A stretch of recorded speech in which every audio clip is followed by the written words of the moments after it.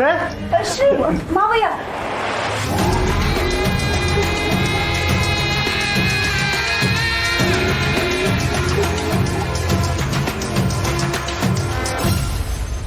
ಹಾಗೆಲ್ಲ ಕೈ ತೊಳ್ಕೊಳ್ದೆ ಮಗುನ ಮುಟ್ಬಾರ್ದು. ನಾವು ಹೊರಗಿಂದ ಬಂದಿದೀವಲ್ಲ, ಬಾಣಂತಿರೋ ರೂಮ್ಗೆ ಹಾಗೆ ಬರೋಂಗಿಲ್ಲ. ಬನ್ನಿ ಮೊದ್ಲು ಹೋಗಿ ಕೈ ಕಾಲು ತೊಳ್ಕೊಂಡ್ ಬರೋಣ. ಹೌದೌದು, ಮಗಿರೋ ಮನೆನಾಗೆ ನಂಜಕ್ಬಾರ್ದು. ಇನ್ಮೇಕೆ ಬಕೆಟು ಜಗ್ಗು ಸೋಪ್ ಎಲ್ಲ ಮನೆ ಆಚೆ ಇಟ್ಬಿಡಮ್ಮ. ಸರಿ ಅಪ್ಪಯ್ಯ, ಬಾ ಕೈ ಕಾಲು ತೊಳ್ಕೊಂಬರ್ಮ.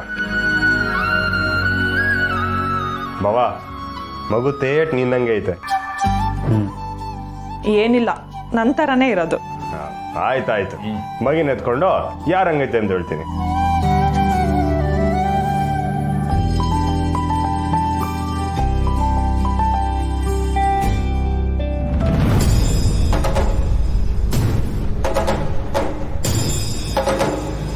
ಬಂಗಾರಮ್ಮ, ಯಾಕೆ ಹಿಂಗೆ ಮೌನವಾಗಿ ನಿಂತ್ಬಿಟ್ಟೆ? ಏನಾಯ್ತು?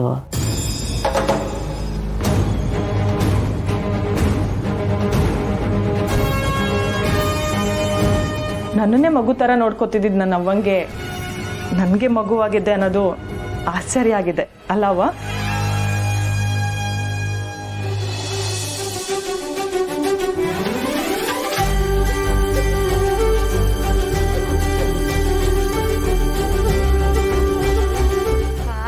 ಮುದ್ದು ಮುದ್ದು ಲಕ್ಷ್ಮಿ ನನ್ ಸೊಸೆ.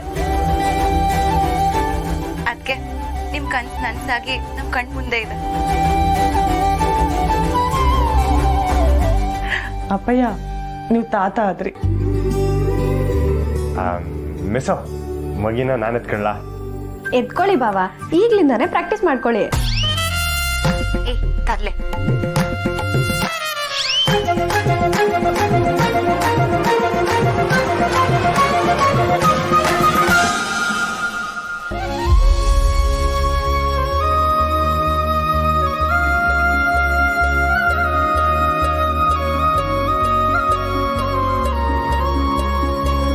ಮಿಸೋ, ಕಣ್ಣು ನೋಡಿ ಏಟ್ ಚೆನ್ನಾಗೈತೆ. ಓ ತಂಗಿವಾ, ನಿನ್ ಮಗ್ಳು ಈಗಲೇ ಜೋರಾಗಿದ್ದಂಗೆ ಒಳ್ಳೆ. ಕಂಟಿ, ಎಷ್ಟೇ ಆಗಲಿ ಅವಳು ಯಾರು ಸೊಸೆ ಹೇಳು?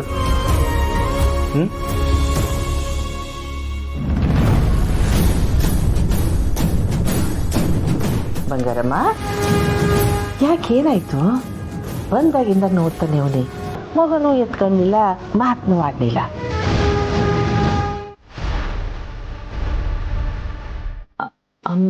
ಅಮ್ಮೋರೆ, ಅಯ್ಯೋ ಸಾಯತ್ಲಾಗೆ.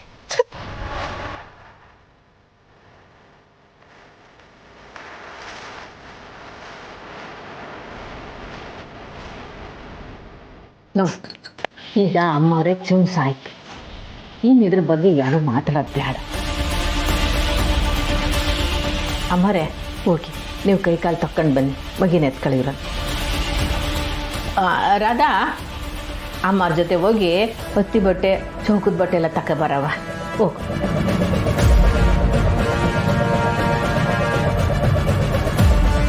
ಬನ್ನಿ ಅತ್ತೆ.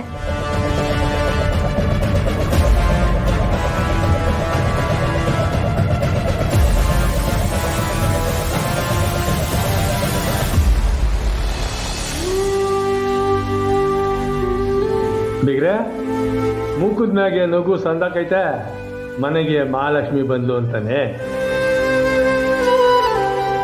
ನೀವೇನಾರ ಮಾತಾಡಂಗಿದ್ದಿದ್ರೆ ಇಡೀ ಊರಿಗೆ ಜಾತ್ರೆ ಮಾಡಿಸ್ಬಿಡ್ತಿದ್ರಿ ಅನಿಸ್ತೈತೆ.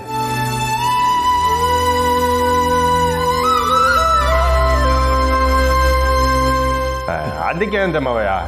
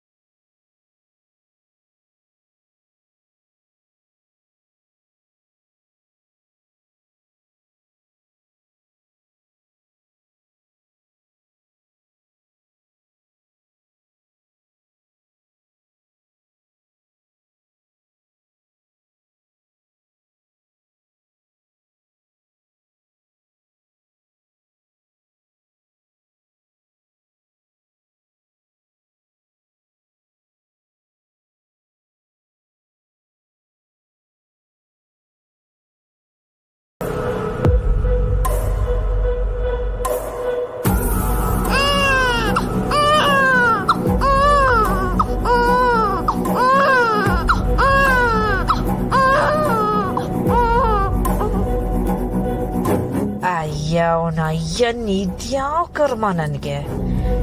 ಈ ಪಿಳ್ಳನ್ ಮುಟ್ತಿದ್ರೆ ಒಳ್ಳೆ ಗೋಡೆ ಮೇಲಿರೋ ಹಲ್ಲಿನ ಮುಡ್ದಾಗ ಆಗ್ತಾ ಇದೆ. ಛತ್ತೇರಿ. ಅಯ್ಯಯ್ಯೋ, ಯಾಕೆ ಅಳದು? ಯಾಕೆ ಅಜ್ಜಿ ಅಲ್ವಾ?